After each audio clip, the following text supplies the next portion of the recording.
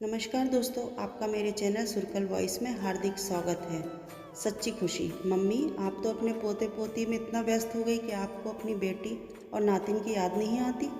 विमला जी अपने पोते रिंकू और पोती शालू के साथ पार्क में घूमने आई थी। तभी उनकी बेटी पूर्वी भी वहां आ गई। विमला जी का बेटा बहू दोनों नौकरी करते थे।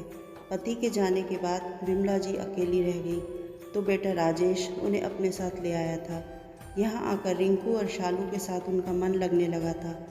वो दोनों भी दादी से बहुत प्यार करते थे। स्कूल से आते ही खाना खाकर विमला जी दोनों को होमवर्क कराती और फिर शाम को रोज़ पार्क में लेकर आ जाती, जहाँ वो तीनों मिलकर कभी खेलते तो कभी बैठकर खूब बात करते और कभी एक दूसरे के पीछे भागते।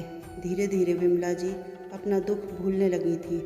विमला जी के पति को गए 1 साल होने को आया था। माँ को खुश देखकर राजेश को भी तसल्ली होती। बुआ जी, आओ ना हमारे साथ खेलो। शालू बुआ को देखते ही दोनों बच्चे उसकी तरफ भागे। चलो घर चलते हैं, बुआ के लिए चाय बनाते हैं, विमला जी बोली। पूर्वी ने उन दोनों को गले से लगाया और सब मिलकर घर की तरफ चल दिए। बच्चे तो बुआ की बेटी को लेकर अपने कमरे में खेलने चल दिए और विमला जी चाय बनाने चल दी। मम्मी, आपने मेरी बात का जवाब नहीं दिया। जब से आप यहाँ आई हो, भाई भाभी ने आपको नौकरानी बनाकर रख दिया है। आप तो उनके घर की चौकीदार बन गई हो। खुद तो दोनों सुबह ही ऑफिस चले जाते हैं और पीछे आपको छोड़ जाते हैं घर का ध्यान रखने के लिए, उनके लिए खाना बनाने के लिए, उनके बच्चों का ध्यान रखने के लिए। दोनों इतना अच्छा कमा रहे हैं तो बच्चों के लिए क्या एक कामवाली नहीं रख सकते? आप मेरे साथ चलो, वहाँ आराम से रहना। कैसी बातें कर रही है बिटिया? अपने घर में कोई नौकर या चौकीदार होता है क्या? एक घर की जिम्मेदारी परिवार के हर सदस्य की होती है। कोई कुछ करता है तो कोई कुछ। मैं भी तो बच्चों के साथ खेलती हूँ तो मेरा मन लग जाता है। तुम्हारे पापा के जाने का दुख इन बच्चों की वजह से ही तो दूर हुआ है, और दादा दादी के साथ रहकर ही तो बच्चे संस्कार सीखते हैं। मैं तो सोचती हूँ मैंने यहाँ आने में देर कर दी।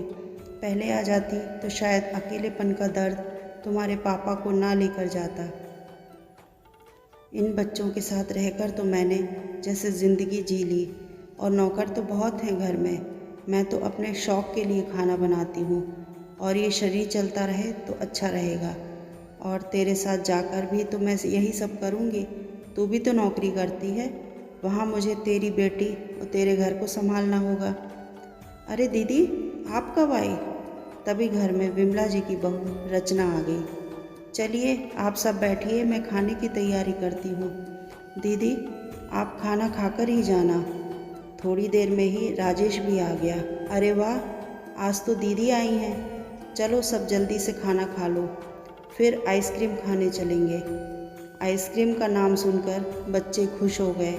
विमला जी सबको खुश देखकर बहुत खुश थी। पूर्वी अपनी माँ के चेहरे की मुस्कान देखकर हैरान थी। यहाँ सच्ची खुशी दिखाई दे रही थी, कोई दिखावा नहीं। उसे अपनी सोच पर शर्म आई।